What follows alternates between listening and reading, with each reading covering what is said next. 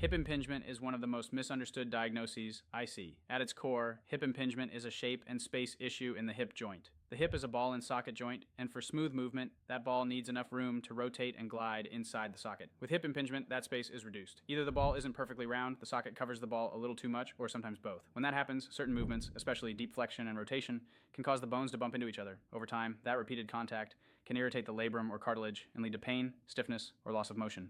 Now, here's the most important thing to understand. Having hip impingement on imaging does not automatically mean pain. A huge number of people walk around with the same hip shape and feel completely fine. Symptoms usually show up when load, volume, speed, or fatigue start to exceed what the hip can tolerate. In other words, anatomy matters, but movement strategy matters just as much, if not more. That's why hip impingement isn't just a bone problem. It's a movement and load management problem. And no, this doesn't mean you should stop squatting, lifting, running, or training forever. Sometimes we do need to modify movements temporarily, but modification should never be random. You should always understand why something is being changed and have a clear plan to progress back toward full movement. The goal isn't to protect the hip forever. The goal is to help the hip tolerate movement again, stronger, more controlled, and more confident than before. When you respect the anatomy, clean up the movement, and follow a smart plan, most people with hip impingement can keep doing the things they love.